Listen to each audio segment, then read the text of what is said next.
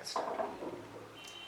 When we talk about the yogic literature, it is the vastness and the extensive literature that we are dealing with, given to us a treasure that has been given to us by the ancient rishis and the seers who have expounded into the depths of what yoga can be and what yoga in the real essence is.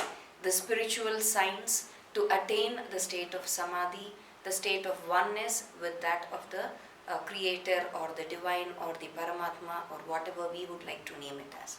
And there are so many literary works that we are dealing with, starting from the ancient Vedas and Upanishads right down up to what we have in the recent times, like the B.K.S. Iyengar's Light on Yoga, or the tremendous amount effort that has been put by Swami Geethananda Giri in collecting so many knowledgeable thoughts about it in the form of a book. But in the ancient days, it was not printed out.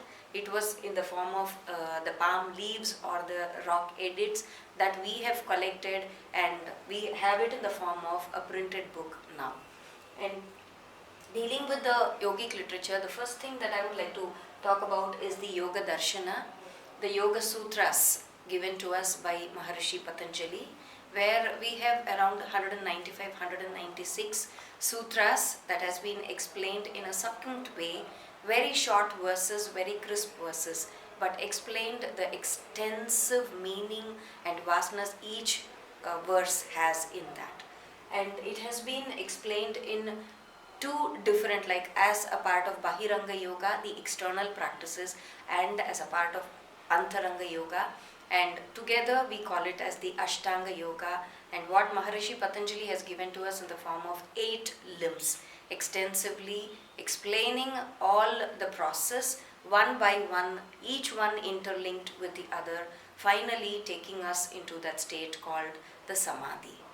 Starting with Yama, Niyama, Asana, Pranayama, Pratyahara, Dharana, Dhyana and Samadhi. These are the 8 limbs. The first 4 limbs, Yama, Niyama, Asana and Pranayama, along with a bit of Pratyahara, we call it as the Bahiranga Yoga, the practices that can be seen externally and that can be realized externally.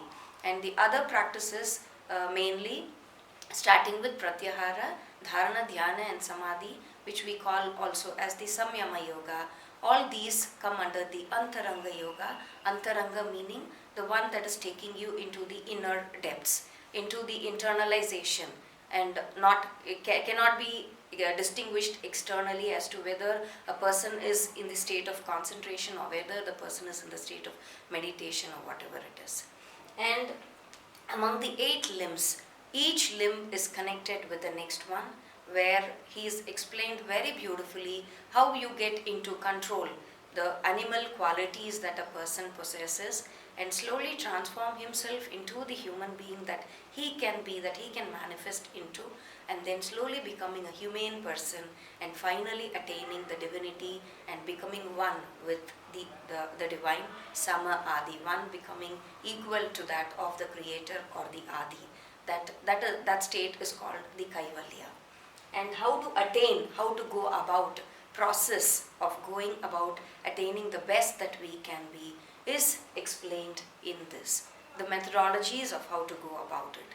And without one, we can never bypass any of the anga, any of the limb and go on into the next. It is not going to work out. We have to go stage by stage finally to attain that. And all the 8 are interconnected, and it's like you have surpassed one stage and then you don't have to go back. It's not like that. It has to stay with us right up to the end. And once you surpass one, it's like not going to work out. And the next one that I would like to talk about is the Hatha Pradipika, given to us by Swami Swatma Rama. He's coming in the lineage called the Nada lineage, coming under the Matsyendra group. They all belong to that classification. Hatha Pradipika is one of the most famous and popular texts that we all follow, expounding on the qualities of Hatha Yoga as such.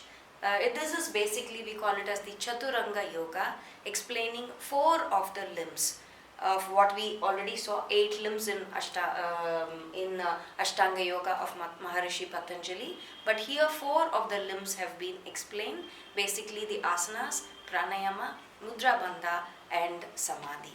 These 4 limbs have been explained. Again, the final, starting with the practices of the physical preparatory practices, starting with asanas and how you go about controlling your mind, controlling your senses with the pranayama practices, and then going on finally with the mudras, how you concentrate on calculating the energies inward, diverting the energies, and how you're going to utilize it to attain that state of samadhi, internalizing.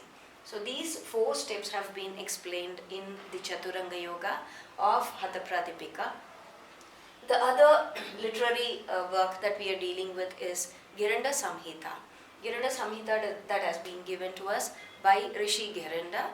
It is in the form of a conversation that is happening between Rishi Girinda and Chandakabali, one of his disciples, who was a very common man, not a learned person at all. And this whole text has been given in the form of a conversation that is happening between Rishi Girinda and Chandakabali, as if Rishi Girinda is explaining the whole thing to a disciple who is a true seeker of knowledge. And this is explained as Saptanga Yoga, where 7 of the limbs have been explained here. And one more addition here is that Shat Kriyas, the cleansing practices, have also been included as a part of the preparatory practices in Girinda Samhita, 7 limbs, where they compare the human body to that of a pot that has been unbaked. And with the yoga, the energy that we get, the heat that is produced, that is actually, baking us, as the pot is the external body, and the heat that is created, the energy that is given out with any of the yoga practices is actually baking the whole of us, the physical body, to hold the soul and the inner Atma inside in a very beautiful manner. Because unless and until the pot is baked, whatever you put inside is just going to leak out. And unless and until the human being is baked properly or prepared properly with the beautiful energy that is given with the yoga practices, any of the technique that we do gives us that particular energy at that particular level and preparing us to hold the soul inside to in a very nice way that we are able to get out of it, come out and unite with the Paramatma. And that is how they have explained it. And the process going on is a step-by-step preparation of how to bake yourself, how to get that energy, and how to prepare yourself into that state. That has been explained very beautifully in Girinda Samhita. And when we talk about Thirumandiram, Thirumandiram has been given to us by a sage called Tirumular. Tirumular again has given this whole scripture in Tamil.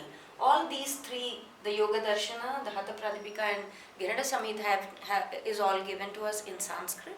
And Thirumandiram and Thirukural, both of us, we have it in the Tamil. Tamil again, a very traditional language, very old language, beautiful language, where some of the verses that has been given can never be really translated into any other language, giving the depth of the meaning that has been given here. And in Thirumandiram, mainly dealing with the Saiva Siddhanta Neri. Tirumular has dealt with that. The concept of Pati, Pasu and Pasam has been explained beautifully, and that as the basis, Pati being the Paramatma, Pasu being the individuals, the Jivatma living in this universe, living the life that we are all undergoing, and Pasam is the bondage, the thread that is holding us to this material world. And once the Pasu, once the Pasu meaning literally the cow is able to unbound itself, come out of this bound, the tether that is binding it to this material universe. Once it is it can shirk itself out of that, come out of that. This can go, the Pasu can go and unite with the Pati, the Paramatma. The Pasu is the individual soul. And once it is out of that bondage, it can go and unite with the Paramatma. And that is the basis with which Thurman Theorem has been explained. Tirumular has explained it in a process, as a big process, more than 3000 verses. And it's also called as Tamil Muvairam. Because it has more than, actually we have 3000 verses, but we never know it whether Tirumular has just given us this 3000 or whether there are more which we have lost over the period of decades that has passed on. There has been so many other literary works which we have lost because of the invasions and because of the natural disasters also. And in Thirukural, which has been given to us by Thiruvalluvar again has given us in 1330 verses consisting of 133 adhikara. That is how he calls it. Each adhikara having 10 verses, a topic adhikara, in which he is explained on one topic with 10 different verses under that topic. And Thirukural has been extensively given under this 1330 Kural, but basically under 3 headings: the Aram, the Porul and the Inbam. And in yoga, we have 4 different Chaturvida Purusharthas we call, as to how a person should go about into the practical living to attain that state of sannyasa, the Dharma, Artha, Kama and Moksha. And here you can compare all these Chaturvida Purusharthas along with the Aram, Porul and Inbam, and how very beautifully, very practically Thiruvalluvar has given us this state of sannyasa and how you can go about attaining that. In simple, every Kural is just explained in 2 lines, and the 2 lines can be so deep in content, so full of meaning, that each person can perceive it in a different way, and you will have so many different explanations to the same verse. And even you yourself, today you will understand one meaning, and tomorrow you will understand something else from the same verse. And you can understand, like you can imagine how big it's going to be with all the 1330 verses. It is not enough to just by heart all these or to just read about and go through. Understanding this is more important. Understanding it and executing it practically, making it a part of your everyday life, inculcating it into your lives is what is more important.